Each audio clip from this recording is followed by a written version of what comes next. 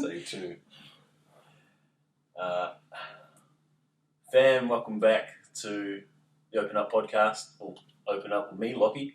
I think it's episode 251, and this is a cool one for me because it's with Timmy, who I did Invictus with, and I'm sure if any of you have been listening to any of the past podcasts, watching the other videos, or going through any of my posts the last maybe 6 months, you would have seen my transformation, my transition, my progress throughout the entirety of that course, and that's been profoundly impactful for me in the way that I show up for myself, number one, but most importantly for the way I show up for the women in my life, my partner, my two daughters, and really trying to embody the king, to show up as the warrior.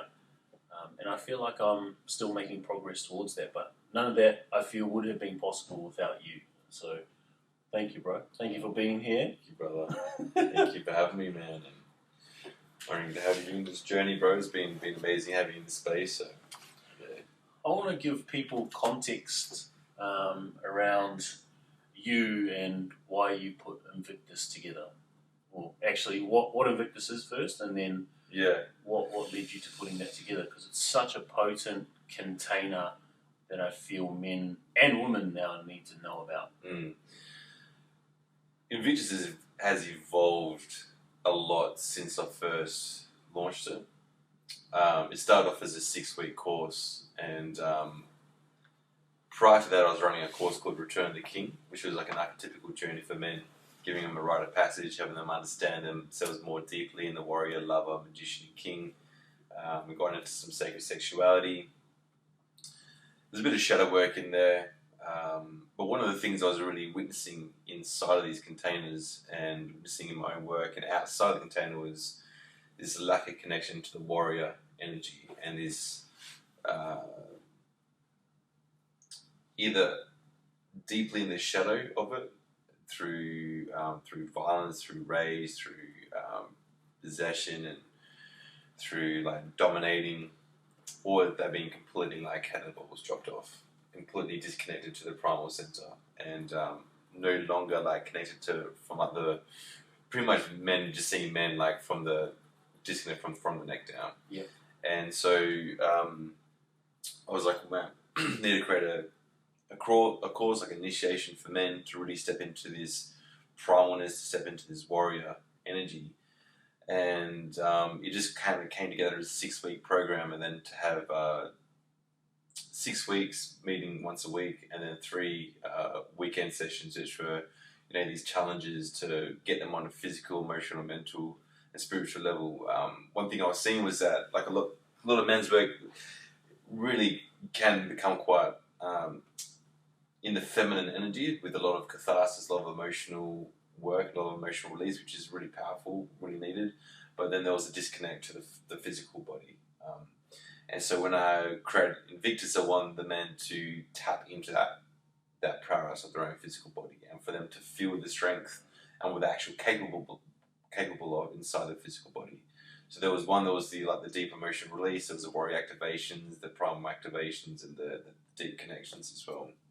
And that's how it kind of formed. And after I ran the first Invictus, I ran it twice as a 6-week container, and then after that I was like, man, this needs to be a bit longer. So moved it out to 8 weeks and kept the 3 physical breakthrough, the ice bath and the sweat lodge in there for them.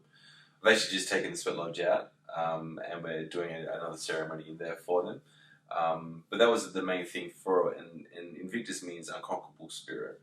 And so I really wanted them to be able to tap into that part of themselves where they become unwavering in their own truth, and for them to stand strong in their own belief and who they are as a man, and now as women, because we've got the women's one just started, for them to really tap into that place of themselves and to really reclaim their power. And so there's a lot of deep shadow work in there, a lot of them reclaiming all the parts of themselves that they've disowned, they've rejected, they've denied, they've projected onto other people. So that's pretty much the basis of it, and it's quite intense. It's quite like a deeply transformative container, and a lot of it we work through a lot of somatic work. So we address the mind, but we also address a lot in the body, and we shift how the body is holding the emotions and how they are showing up in life.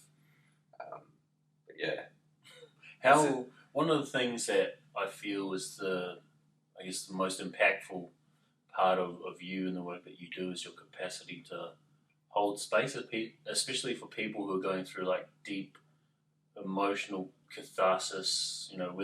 Even if that's projected, there's this sense of safety with you and this like stability within yourself. How did you build the capacity to be in those situations and to remain, I guess, regulated?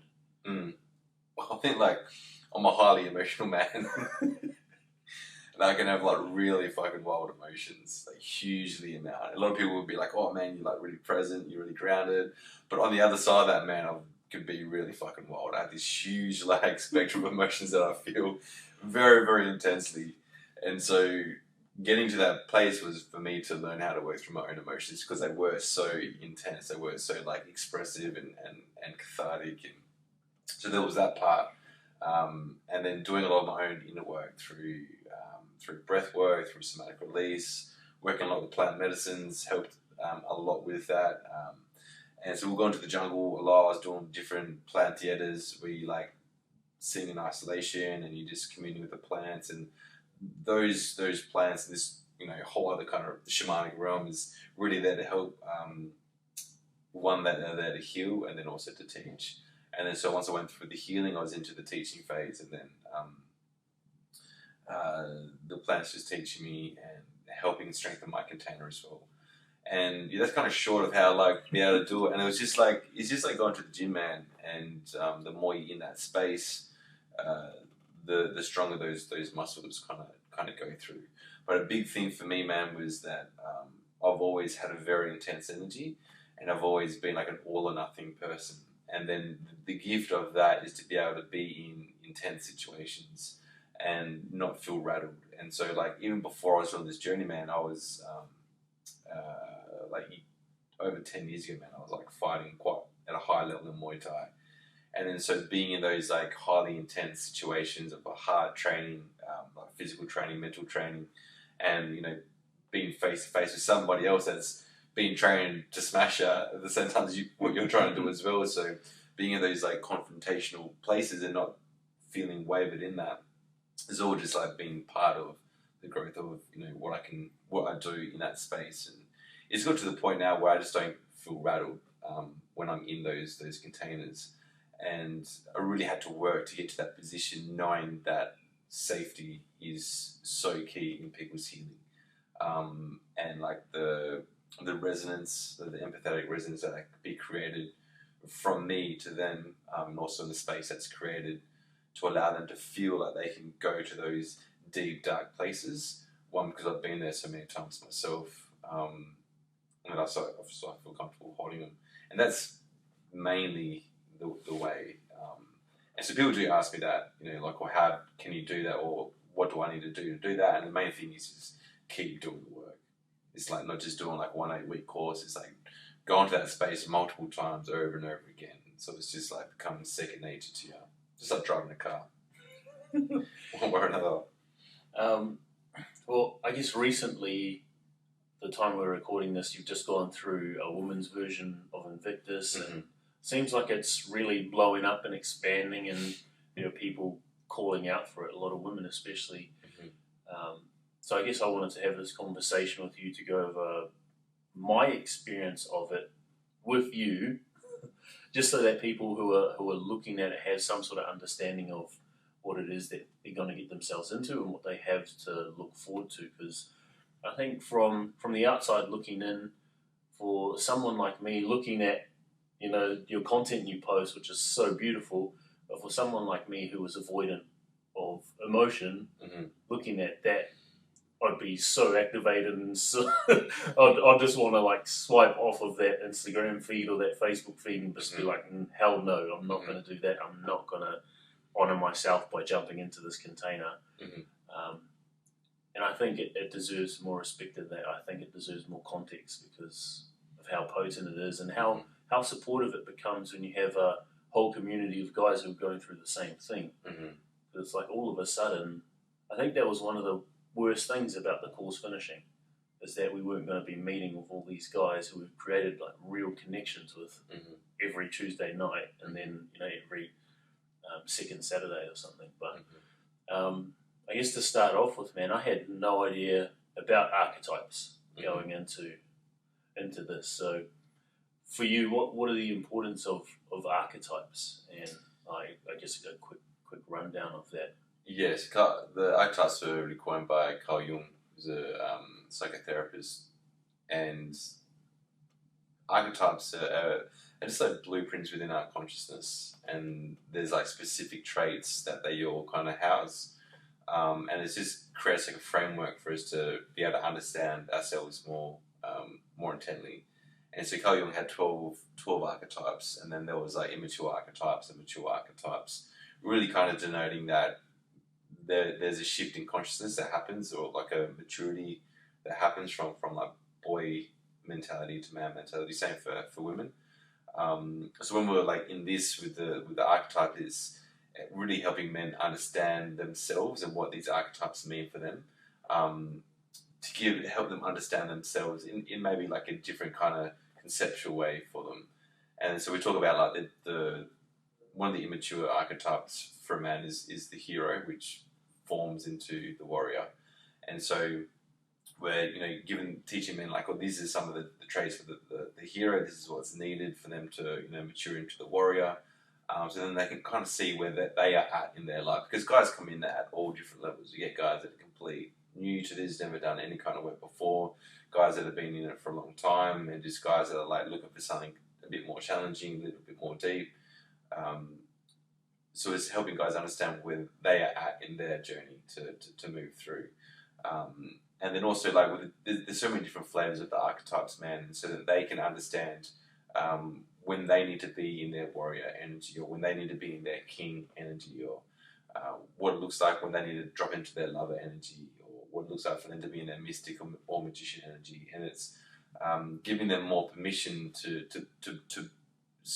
be in those. And there's like this thing around like what it means to be a man. And we all have like our own ideas or our own unconscious biases of what it means to be a man. And there's some men that might feel much more comfortable being like in that lover energy, but be like, well, that doesn't feel like it's very manly. Like the warrior is much more manly, but then understanding that the lover is an archetype of the masculine psyche gives them a permission to be like, oh, it's okay for me to be in this, to be more sensual, to invite more sensuality into my life, and to connect deeper to intimacy. And so that's the really kind of brief into the archetypes, but it can be quite in depth, but also enlightening. I think that was probably one of the most impactful parts of the whole course for me, is learning about the archetypes and learning how I guess I wasn't showing up in them, or if I was showing up in the shadow.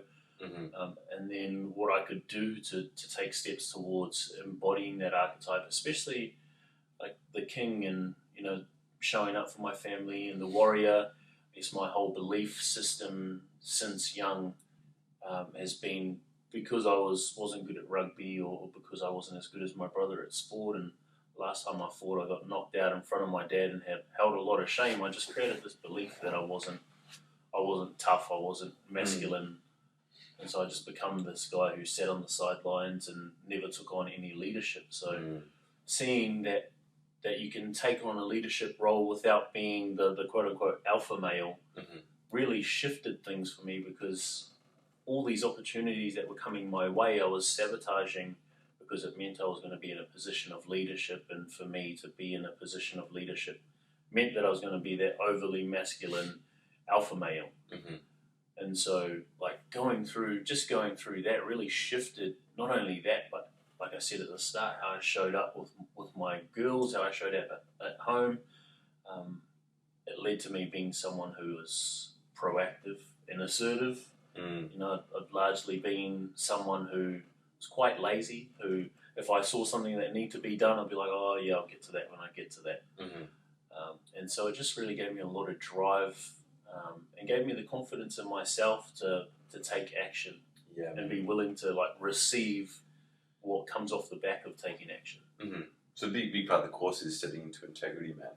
Is getting more into alignment with that, and understanding what your values are, what your core beliefs are, and are you living in alignment with that? And what needs to shift and change so that you can be in alignment with that, so you can be like a man of your word. People can trust you of what you're going to do, what you say you're going to do. Yeah, and I feel I've gone down that route of being someone who, if I'm late or something, I'll take ownership of it and say that. But it got to the point where because I was comfortable taking ownership or saying I was late or apologising, that now become a habit and now become the norm. And so, dropping into that was really, really profound for me and changed how I showed up. And I think that just lent itself to the rest of the course because I guess from the start of that there was, and this is different for me, I've largely lived my life needing a pat on the head from either my dad or someone I see to be a father figure. Mm-hmm. But coming into this course, there was so much safety that I just felt free for the first time in anything like this to be myself. Mm-hmm.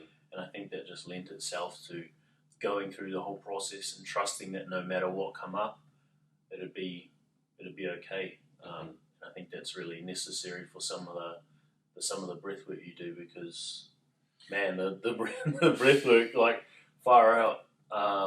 Those have been my deepest experiences so far, and created the biggest shifts for me. So, I'd love an overview of your breath work, your practice, and I guess what your intention is for them. Yeah, it's a great question, bro. And safety is always of utmost importance for me in this space. And as you know, from the very, very start, man, it can be activating from the start, but bring in so much safety and teach guys how to create safety within themselves, how to self-resource through that. So that one, there's safety within the space, and two, that they can source safety for themselves, no matter if it's in the space or outside the space. For me, man, breathwork has been an absolute game changer, and it's helped me shift so much on a subconscious, unconscious level, and also through a somatic level. And one of the things when I first went to the jungle to drink was understanding that all the things that I thought I'd let go of mentally or forgiving people mentally, I was still holding in my body, man. And that was a big wake up call for me. And then, one of the, about a year later, I'd gone back and asked, how can I bring back this medicine without giving people a cup to drink out of? She goes, let me show you my dear. And she was like, breath work is the thing. And so my intention with the breath work is, so we do my intention with Invictus as a whole is to hit on every level for men. So there's a thing for peak experiences, and peak experiences can create significant shifts and transformations for them, but if they don't have any kind of cognitive understanding of what's happened, or they don't have the maybe intellectual maturity to be able to process what's happening, or to have the right vocabulary to express what has happened for them, then it kind of loses its power, and it kind of just it's like a fleeting experience. So they've had this huge experience, but they don't know what to do with it. So my intention with the breath work is, there's so many different forms of this breath work, but the first breath work is, to help them, understand their shadow self. There's another breath work where it's really deep, emotional release. There's another breath work that's about reclaiming the power and calling back in themselves into that place. So that's the main intention around the breath work, so they can understand the power of their breath and help them release on a very deep, unconscious, somatic level all the stuff that they've been holding, all the trauma, unresolved emotional wounds. And when we use breath, sound, and movement to release, we're really allowing the nervous system to unwind in a sustainable way where it's able to keep going, right? So once we allow the nervous system to do that, we're no longer holding on to that same tension. We're not holding on to that same pain that we once were. And we create a lot of space and openness within the body to allow the body to create more of a free flow energy feel through the body. and allow, our own container to shift and move. And one of the things that happens, man, is like we can have all the right ideas, we can do all the mind work, and we can be like, oh, I want to be this man, I want to be this person in the future.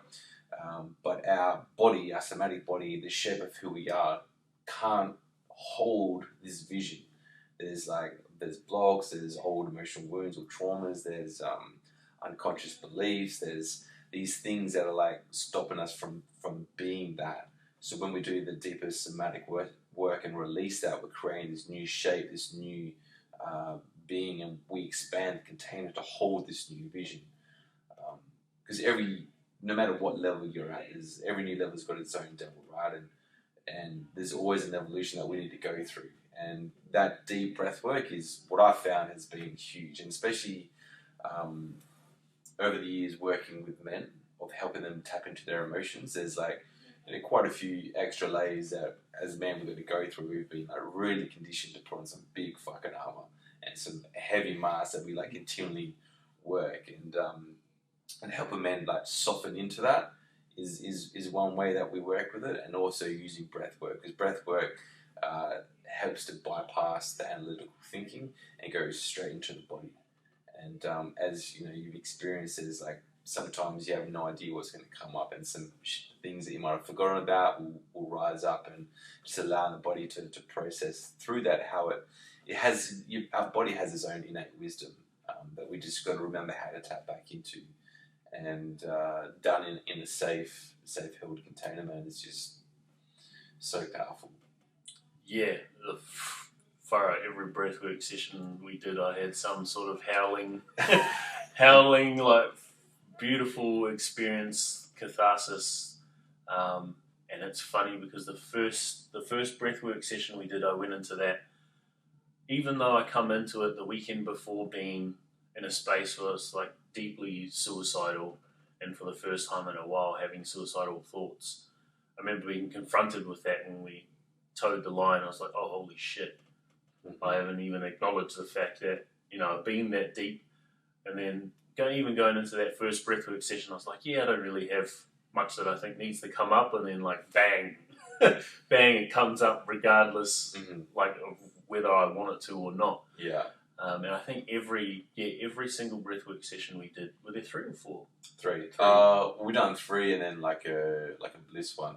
Oh yeah. So the three that we did, man, fucking blew my socks off. I think the first time I remember just being there, in that space after being suicidal, and crying a little bit. Started to cry, and for me, every time, bro, in breath work, it's first 10 minutes is okay, cool, I'm hungry, what shops are on the way home, I need to plan the food I'm going to eat, and it's I'm planning my route home, because I'm fucking don't want to think about breathing, and then it's oh, why am I doing this breathing sucks, yeah, and then all of a sudden it drops in, yeah. I'm yeah, I love breath work, yeah. And then when I got to that place the first time, it was tears, and I was just crying, and I had no idea why. And I was okay, cool, I'm just going to cry. And I kept crying and kept crying. And then I realised I was crying because I don't allow myself to feel joy. And oh, yeah, maybe give me goosebumps now. Yeah, but I realised in that moment, I was fuck, I've never actually allowed myself to feel proud, to feel joy, to feel pleasure, in its fullness. And then once the crying subsided, I just started laughing hysterically, and I couldn't fucking stop. To the point where my throat got dry, and I was holy shit, am I going to fucking suffocate? I can't stop laughing.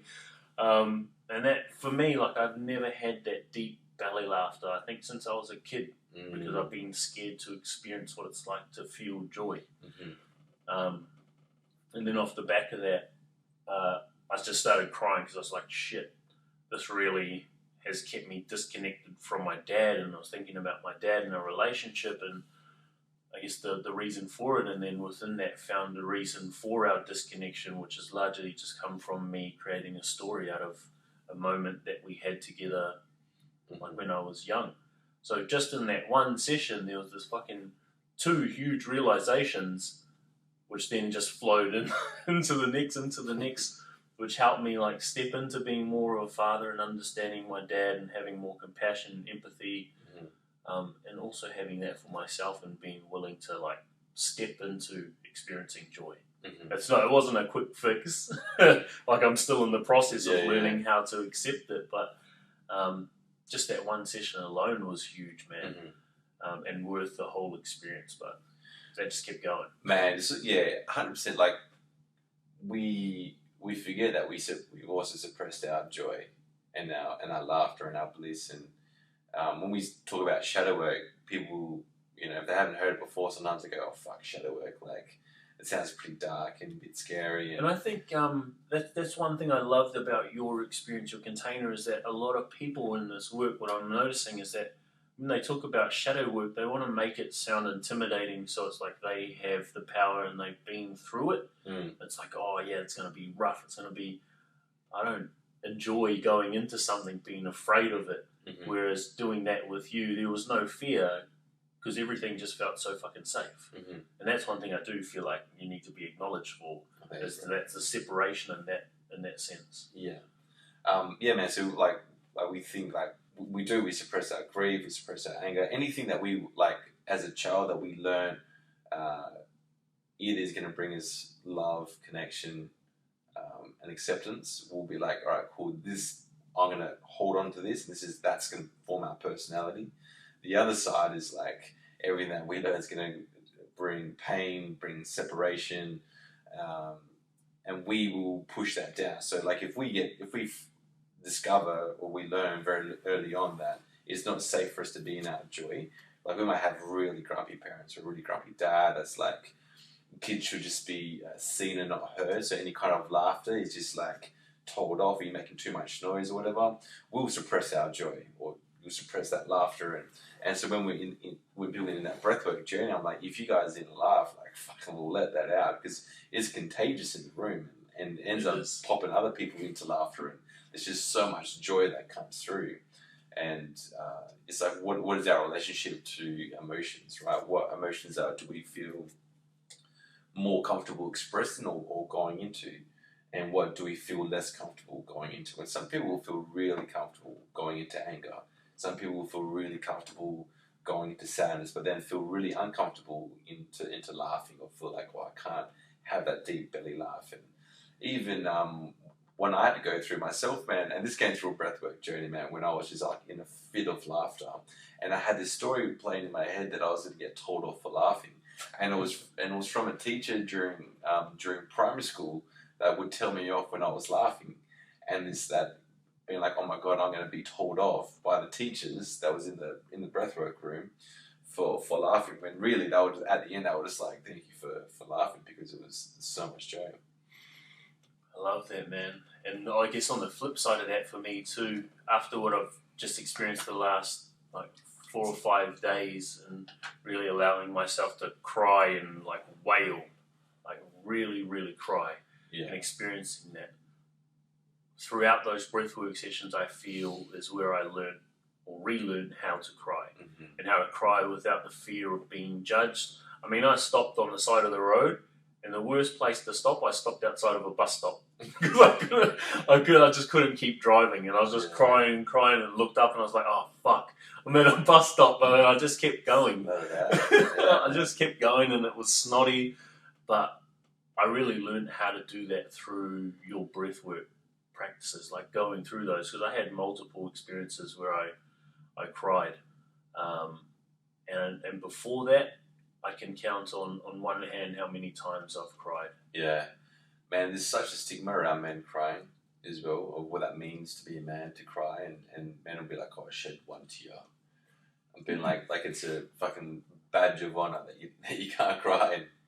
And there's such a deep release, energetic release when men learn how to cry.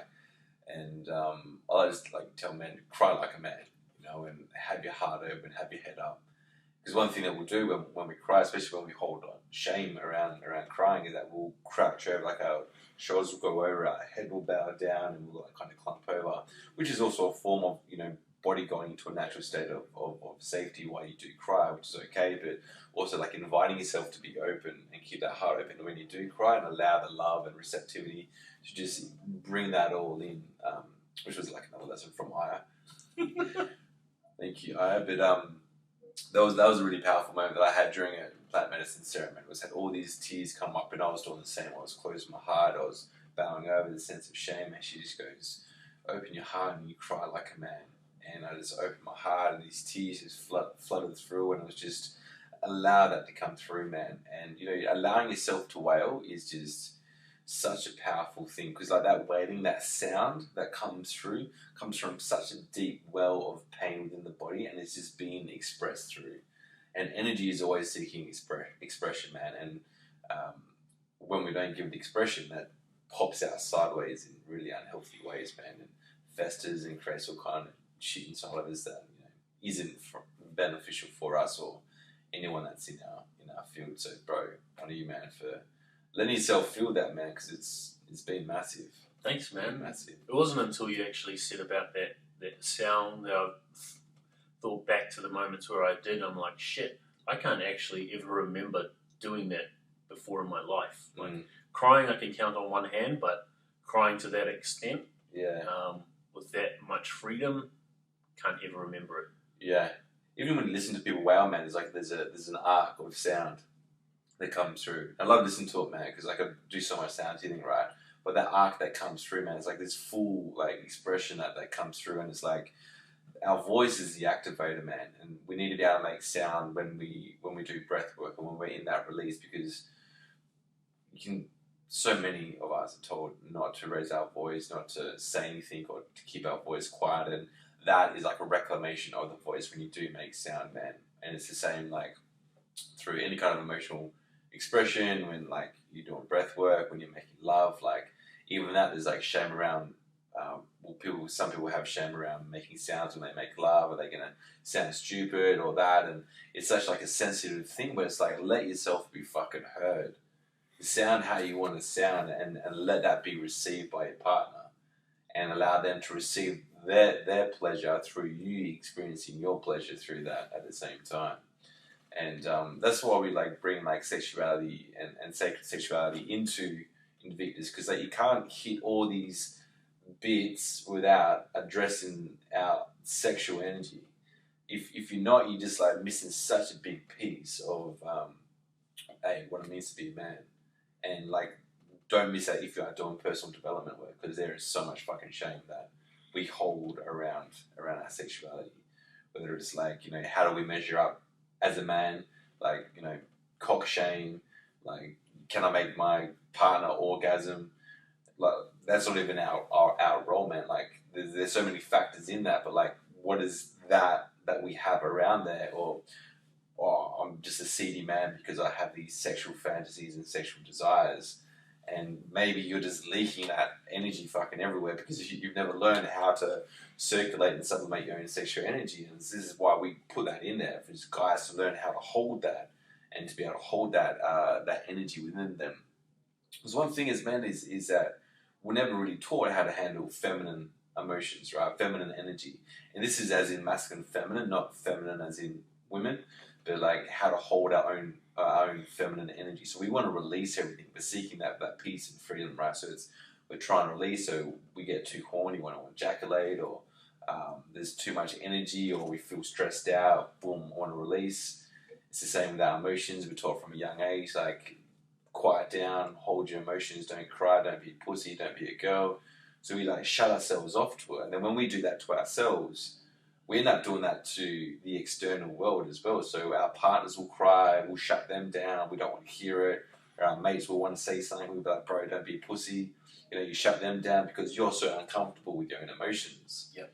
So the work is always just internal, man. One, like working with your own feminine energy, which is your emotions, working with your own sexual energy so you can learn how to hold that energy within you. That builds your container at the same time for what you can hold, right? So if we look at like the masculine energy as a container, that which holds the feminine energy, right? That sacred container. we are creating our own sacred container so that we can house our own feminine energy and allow our feminine energy to express the deepest truths of her heart, just to use that denotation so you can separate the two. But that's a big part of this work, is doing the masculine and the feminine together. Not always calling it each, but just to create contrast. And we learn through contrast, man. We live in a dualistic world. And there's a lot of people that in the spiritual world that want to be like, oh, go into non-dualistic, but we're fucking human. There's always two sides of the coin, and you can try to bypass that into something else, but we're human beings having like a spiritual experience. I love that. I think one of the things that was really present for me is the belief that I was this feminine, like this guy who was grounded in rooted largely in his feminine, who didn't give himself permission to be in the masculine, because I guess my experience with steroids and then being this guy who just had so much baggage that he took it out on the people around him, and like just so many unhealthy times where I expressed rage and took it out on people that I cared about, people that I loved. I really shut that part of myself down, and then going into this course and going through it, I really had to unpack my attachment to being in the feminine and closing off from the masculine, because the masculine was bad. To be in the warrior, to be in any sort of anger or anything like that meant that I was being someone who didn't have it all together. Mm-hmm. So for me, that was a lot of the work, was like reconnecting to the masculine and being okay with being in it. Mm-hmm. I think even to the extent where when we did the physical breakthrough, I remember like wanting so badly to be a leader, knowing that I couldn't be a leader physically, but then just being like, nah, I'm not going to say anything because I'm not an alpha male. I'm not a Tim. I'm not a whoever. I can't be the one at the front of the pack. I can't be saying this sort of stuff because I'm an emotional feminine man. So, I mean, that's been a belief that's held me back a long time. It's something that's really stunted my growth in terms of speaking, not stunted, but stopped me from progressing as fast as I should have, just because of that fear of being seen, that fear of being the leader, and just really holding myself back by being in that feminine. Mm-hmm.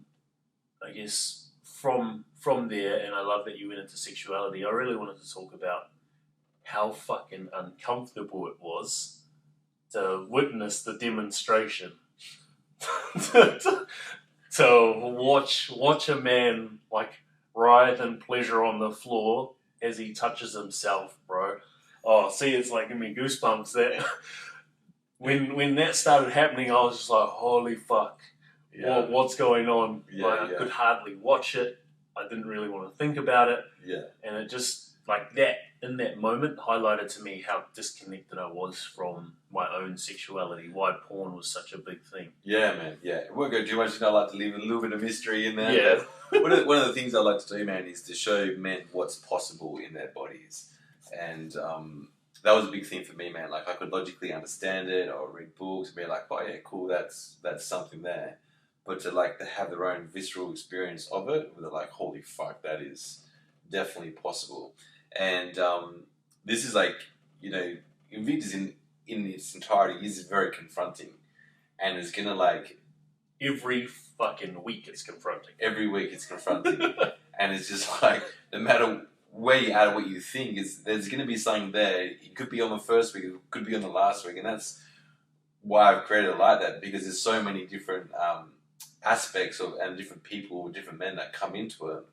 There's going to be something in every single one where, some people are like, oh, I haven't, had the breakthrough I wanted to. I'm like, just wait out, man. There's so much in this. Just let yourself receive and just, don't try and control it, right? And that's a huge thing too, right? So, witnessing what you're still trying to control, where you're, still seeking validation and approval from somebody else, where you're seeking security in different things and how you are trying to seek security, right? And for some people, man, it is stepping into that leadership role because they find safety in leadership, right? And that's the edge for some people, is those that find safety in leadership, right? To pull themselves back, because they would have learned that they can't get in trouble if they're the ones leading, right? Yeah. No one's going to oppose them if they're the ones in leadership. Or they might have been hurt by somebody that's in leadership. So by them being in leadership, they're not going to receive that, right? So it's like, what is everyone's edge? Where are the places they seek and find safety? And let's just fucking take that out from, and let's see what comes up when that place of safety, or that place of, like, let's say false safety, or like ego safety, let's take that away and see what comes up for them in that space, allow them to work through that. And seeing a man in his own sexual pleasure brings up a lot of shit for men, especially if they have their own ideas or belief around homophobia, and around their own connection to their sexual self, man, because we are receptive beings, right? So we see someone that gets sad, we start to feel tears, right? We see someone happy, we start to feel happy, right? We see someone feeling sexual, we get sexual feelings, but if there's another man, we say that we're gay, right? Yeah. That's the thing that goes straight away, man. And it's such a belief that it needs to shift and change, and it's that sexuality piece, right? If a man sees a woman that's like looking sexy, and he's like, oh my god, she's like, he starts to feel sexual. He's like, oh my god, I need to do something because she's making me feel this way. She's not making me feel fucking anyway. It's activating something within you that you need to learn how to work with. It's like when someone makes you angry, are you going to project onto them and be like, you made me fucking angry, it's your fault, you said this, rah, rah, rah, when really it's your own unconscious beliefs that are making you form that way. So it's the same on every single fucking level, but we got to learn how to work with it. And that's what we do it like that throughout the course. I love it, and I love that you say that, because that's exactly what I was thinking. I was like, oh my god, yuck. Oh, this is so gay. I can't be here. Man. And then fucking following that, bro, like, bliss, and Man. through that process, and through you and Invictus, actually spent nearly 2 months without ejaculating, and learning how to, like, recycle that energy, whatever you call it, and like having my first full body orgasm. And that was, when I experienced that, I was just like, what the fuck is this shit? Yeah, man. Like, I'll have guys message me and be like, bro, thank you so much, man. Just had my first full body orgasm. I never thought it was possible. And that just like blows fucking guys' minds open. And like, I'll tell guys, like, yeah, it's possible for men to have a full body orgasm. And you can see them going, yeah, fuck, whatever. They're like, all right, well, I'll show you some things and then tell me how you feel afterwards. And that's like one of the things that we say, is that just lean the fuck into it, and trust the process, and be open, be curious to what's there for you. And if you can put the resistance up, then that's your own blockage that we need to work through. And let's just do the thing that you want to do, and let's do the thing that you don't want to do. So the last thing on that for me, in my experience of Invictus, was the sound, like sound through orgasming, and being in pleasure and having sound. I was someone, every time I'd get to that point, it'd be like, every time, bro. Yeah. So when I first started like trying to work with sound and allow it to come up, it was so uncomfortable and felt so foreign. But what I realized in allowing myself to get to that point where I could be free with it, and let sound go and let sound be there, like, created so much more intimacy with my partner. But I realized within that, I wasn't comfortable being heard. Like, not just in those environments and intimacy, but like in general. Yeah. And so I had this front of like, I'm going to put myself out there and be heard, but I actually wasn't comfortable being heard. And so, like, that was just another fucking huge big light bulb for me, man. Yeah. And that's the thing, man. When we do like these things in these courses, and we have like all these experiences, and they shift something on somatic level, and have that awareness for like, what other facet of life can I bring that to? And it generally just like goes through every facet, man. And it's like, well, fuck, I don't feel comfortable feeling heard in my pleasure or in this.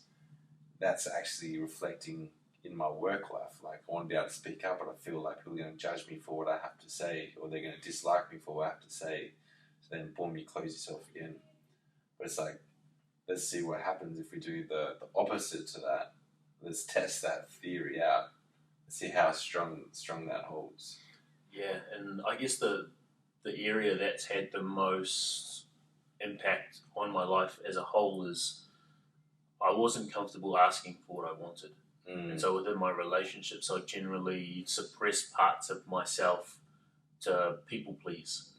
I'd pretend like I was working through stuff, or say that I was, and have this mask or front that I was, but what I actually genuinely wanted out of that relationship, I wasn't expressing, because I wasn't, like in intimacy, I wasn't willing to be heard. I was scared to be heard, in case I didn't get what I wanted, in case I was rejected or whatever. So that alone has like completely shifted how I show up, like in my life and what I do for work, within my relationship, with my parents. Like even just the other day, with my dad, had a call with him, and he's been a detective his whole life, so he likes to solve stuff. And in my emotion, I was just speaking about it, and he just kept telling me what to do. And within that, I've been very tentative, and I got to have the conversation for the first time.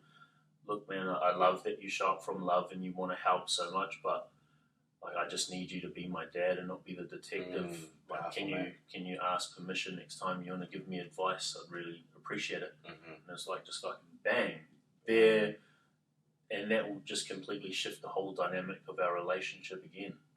So it's like that's just these little things, man. Even like when I say it's confronting every week, it could just be something as small as, for me personally, realizing how judgmental I was. Like when we had that first session, I remember when people were speaking, I was like judging the way that they spoke. And it's like, oh, you're taking up too much time. And then within that judgment, realizing, oh, that's because I'm not willing to be heard again, and I'm scared of taking up space. And so it can be, these little things where we just realize, holy shit, I've been showing up this way my whole life without being aware of it. Like I really get the opportunity now to handle it. So I want to go to my last breathwork session, because that was, for me, that was like the anchor in terms of like, holy shit, I really, really trust and respect you, like beyond what I had before. And I really have so much reverence for what you've created with Invictus. And that experience, I felt like on top of the moon again, going into it, like, fuck, I've got nothing. This is just going to be like a good experience where I get to clear any stress that I haven't spoken or expressed. And so going into that, there was really nothing until like the last 10 minutes or so. I was like, okay, cool, that's my experience, that's what it's going to be. And then all of a sudden, like fucking T-Rex, like a mofo, like to the point where it was hurting. And then just like my whole body started convulsing, and I haven't experienced that before, like in everyday life or breathwork, any sort of cathartic practice. And so although that was quite scary for me and uncomfortable, I just rode the waves, understanding that we had people like you and Flynn there who could hold space. And that eventually got to the point where you guys were helping me, there with me and helping me work through it and talking me through it. And it got to the point where I experienced almost drowning as a kid, and like what that was like and the fear in it, and understanding what that created in me, like my fear of going to the beach or the pool, beyond like having to take my shirt off and having like body image issues. But at the end of that, I remember you sitting down with me and grabbing my hand and just holding my hand and speaking to you about that experience, and you asking me to pull on your hand. And in that, man, I don't know what happened. Maybe you can help me understand it, but I don't know what happened. But in that and feeling like that support from you, something just shifted with that moment, and there was like this almost this disconnection from it. Oh man, yeah. I remember that, bro. That was such a powerful moment. When we experience,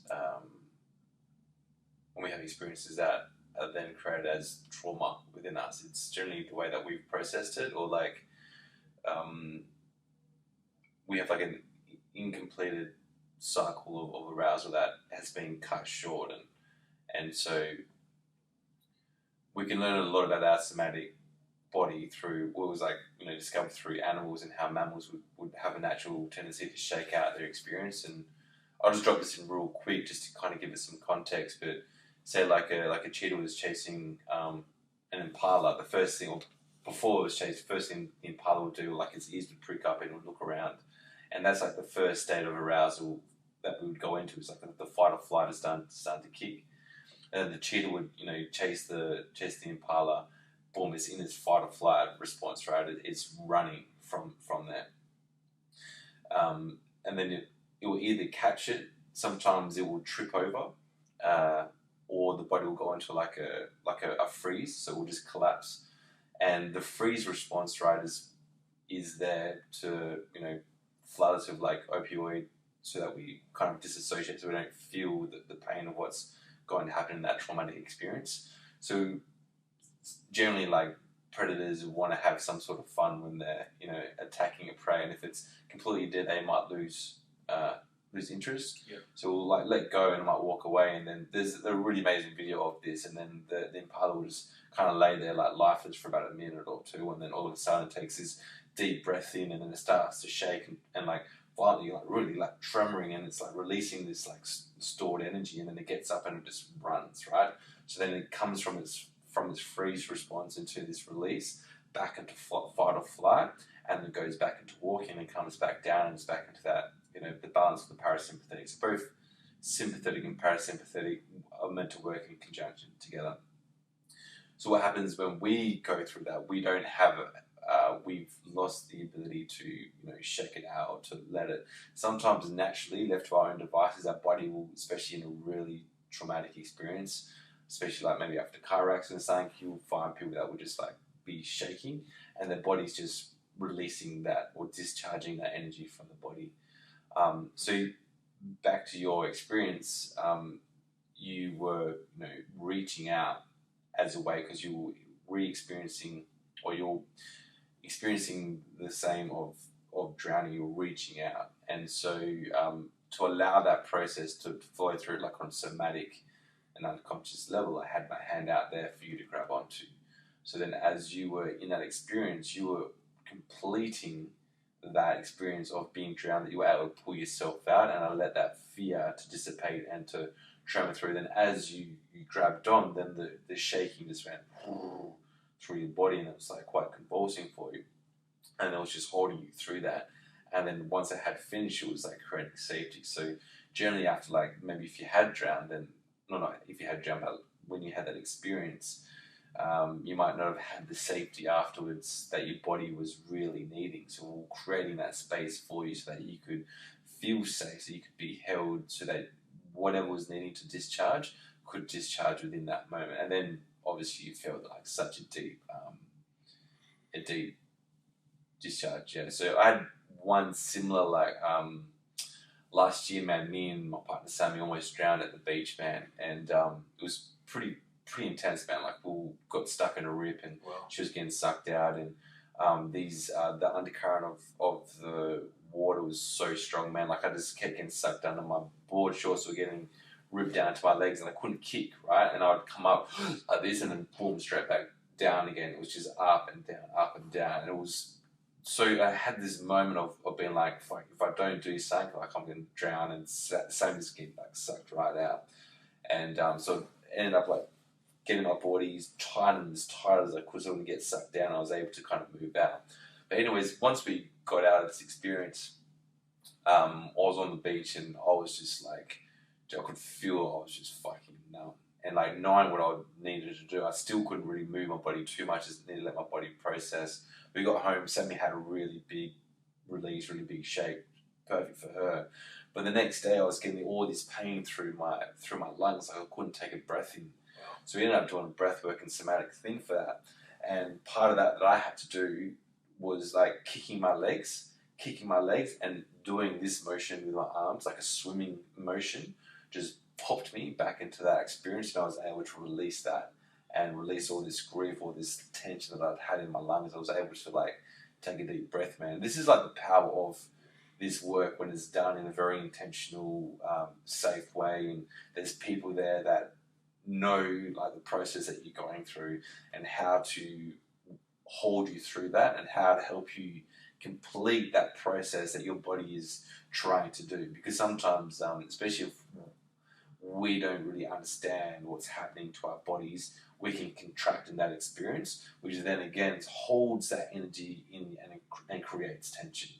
So we have stress, like chronic stress that we go through, but then the tension is like the muscle tightness, the tension that we feel, like the bands contract within us. So it's like, you know, when we can go through that process, allow you to discharge that energy around that tension, then it's like allowing it releases through your nervous system, and your body's no longer holding that experience. So like when we look at mammals, like the impala's not going to go off and be like, oh my god, it's almost got eaten by a fucking like cheetah or whatever. It's like not thinking like that. It's always in the present moment, right? Like it will definitely teach as it's young to have that like a fear. It's called fear ecology, like helping them understand that, you know, cheetahs are going to kill you, but it's not living in fear. Yep. Makes sense? So, yeah. It's huge. I really like the way that you described, like, he's finishing that process or completing that process, because I've never really heard it put that way, and it helps that make so much more sense to me, and I guess the experiences that I've had with it. Is there, for you, is there anything else that you want to cover from Invictus? I feel like I could just chat, but is there anything that you feel like you need to speak into? No, I think that's about it, man. It's just it's just ever evolving. Hey, it's just so many people have been called into the space just to work in that way. But it's pretty much covered. I'm all good, to be honest. Yeah. Who are the sort of men and women that you're looking to call into the space? Yeah, anyone that is really ready and willing to do the deeper work. And so what I've seen more recently is people that are more in, especially in this last women's one, there's a lot of women that were already facilitators that were wanting to do some deeper work. And just anyone really that is ready and willing to step into that space, and seeing a lot of people like wanting to like really step into their own self-leadership, wanting to change relationships, guys that are coming in, and normally guys, they're either like completely new, the partner's been like, oh hey, like you should check this out, and they've gone into it. Some have done some work before, but they're looking for something a little bit deeper, or a bit more challenging, and they will come in. Really, it doesn't really bother me who comes in, as long as they're like ready and willing to do it. Yep. And yeah, there's a few contraindications that, you know, that's pretty something we touch on as well. Is even though like as powerful as work as this is, it's still not for everyone. Yep. And like I really want to make that clear, and especially with breathwork blowing up, it's like this huge thing at the moment. Everyone wants to be doing breathwork, which is amazing because it's so life changing, but it's still not for everyone. And even like some people that are like their nervous systems are completely dysregulated, or they are holding like really complex PTSD or trauma, then like group work isn't really the best thing for them. Like doing more one-on-ones is for them. And there's some people that like that have too many contraindications to be doing breath work, but there's so many other somatic practices that aren't in breath work that they can still do to have that same release. But yeah, as powerful as this work is, it isn't for everyone, and that's just want to make that clear for people. But yeah, I love that. It's like the anti-cell cell. yeah. It's just so different, man. It's just so grounded and so different to most people how they'd sell it. It'd be like, yeah, man, it's for everyone. Come do this. Like, come give me the money. But I love that you're so confident within yourself and in Invictus and in the space that you hold, that you're willing to say that. Yeah, I mean, like safety is always my number one, and not wanting to make anything worse for someone else is there for me too. And I've been in times when I've like gone into my own healing crises because I've pushed something too far when I should have had someone saying, "Hey, just this isn't for you right now," and trusting in that, you know. So I'm all about creating deep impact for people with sustainable change. So I want it to be like a lifelong change for them. And there's always a contraction that happens after these like there's always an expansion and contraction. It's just the nature of the work. But I want it to be sustainable for people, and yeah, we this is a part of the ego, right? Of like wanting to be someone where we're not, and then not acknowledging the place that we are currently at. Yep. And when we can't acknowledge the place that we're currently at, then we're not going to be able to shift and change and do the right things that are going to be the move that we need to make. And this work, there's a lot of, you know, people want to work through the trauma. Like there's this huge thing around trauma at the moment where people are becoming a lot more aware of their own trauma and their own unemotional, so their unresolved emotional wounds that like holding them back or that are blocking them from life. And it's just, yeah, it's knowing where you're at and knowing what you need to do to move forwards. And a big part of this is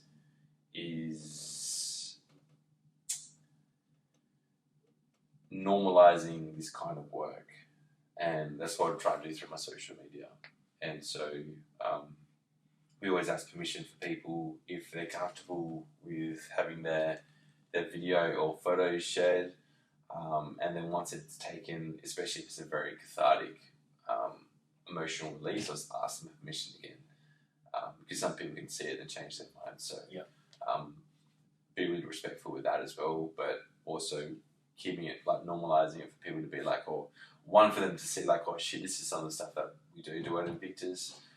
And two, like, let it be known that is like okay to be in those spaces, that it is okay and safe to release your emotions in that way.